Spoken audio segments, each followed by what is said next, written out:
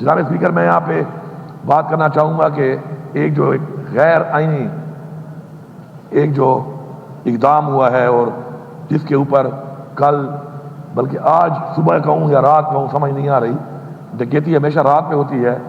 تو یہ ڈکیتی جو کی گئی ہے اور اس پہ جس طریقے سے ایک ایسی حکومت جو خود اس وقت مینڈیٹ سے نہیں آئی ہوئی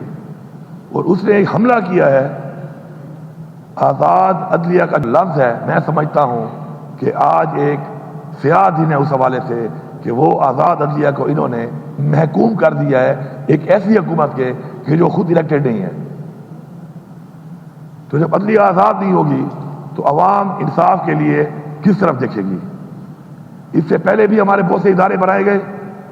اور ان اداروں کو بنایا اس لیے گیا کہ پروٹیکشن کے لیے لوگوں کا پیسہ لوٹ کر اپنے ہی مرضی کے بندے بٹھا کے وہی فیصلہ کرتے ہیں کہ پیسہ لوٹا گیا یا نہیں لوٹا گیا۔ آپ نیب کو دیکھ لیں، نیب نے کیا کیا آج تک؟ نیب نے کچھ بھی نہیں کیا، نیب نے صرف وکٹمائزیشن کی ہے۔ میں بندہ لگاؤں گا، وہ میرے کہنے پہ وکٹمائز کرے گا، آپ لگائیں گے وہ آپ کے کہنے پہ وکٹمائز کرے گا۔ یہ رزلٹ نکلا ہے، عوام کا 100 بلینز روپیز جو ہے اسپینڈ ہو چکے ہیں اس کے اوپر، جبکہ آؤٹ پٹ کچھ نہیں ہے سوائے وکٹمائزیشن کے۔ اور یہ جو ترمیم کی گئی ہے، یہ غیر آئینی ترمیم، یہ بھی چند اشرافیہ کو صرف ان کو اوبلائج کرنے کے لیے کی گئی ہے اور ان کے نیچے عدلیہ کو لا کر عدلیہ کو بھی آزاد کا لفظ ختم کر کے محکوم بنا دیا گیا ہے۔ انشاءاللہ یہ ترامیم کوئی سمجھتا ہے اگر کہ غیر آئینی کر کے ایسا ہی رہے گا، ایسا نہیں ہے۔ انشاءاللہ ہم بھرپور طریقے سے انشاءاللہ پہلے تو یہ مینڈیٹ واپس لیں گے اور اس کے علاوہ جب بھی ہم انشاءاللہ عوام مینڈیٹ دے گی اور ہم آئیں گے، ایسی ترامیم کو ہم نہیں مانتے، ہم ان کو مسرد کریں گے، ختم کریں گے، وہ ترامیم لائیں گے، ہم وہ ترامیم لائیں گے کہ جن ترامیم سے اس قوم کو فائدہ ہو، اس ملک کی عوام کو فائدہ ہو، اداروں کی مضبوطی ہو، بجائے اداروں کو کمزور کرنے کے، اپنے نیچے لانے کے۔ ساتھ ساتھ جناب اسپیکر میں یہ بتانا چلوں کہ ہماری ایک نظریے کی جنگ ہے۔ اس نظریے کی جنگ میں کوئی یہ سمجھتا ہے کہ وہ زور سے، زبردستی سے، جبر سے ہمیں پیچھے ہٹا لے گا تو کچھ لوگ تو کمزور ہوں گے۔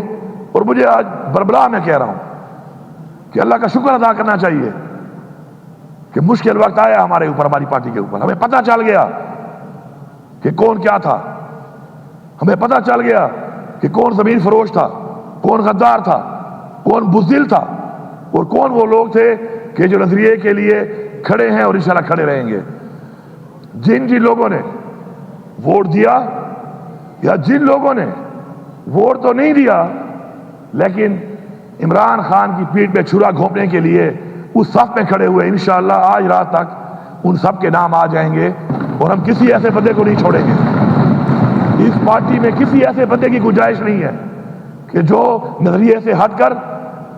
کوئی بہانہ بنائے، زمین فروشی پیسوں پہ کرے یا بزدلی سے کرے۔ بات ایک ہی ہے، ہمارے لیے برابر ہے یہ چیز، چاہے بزدلی سے وہ غداری کرے چاہے وہ بک کے غداری کرے۔ غدار غدار ہے، تاریخ میں غدار کو غدار ہی کہا جاتا ہے۔ یہ جسٹیفیکیشن نہیں ہے کہ میری کوئی مجبوری تھی۔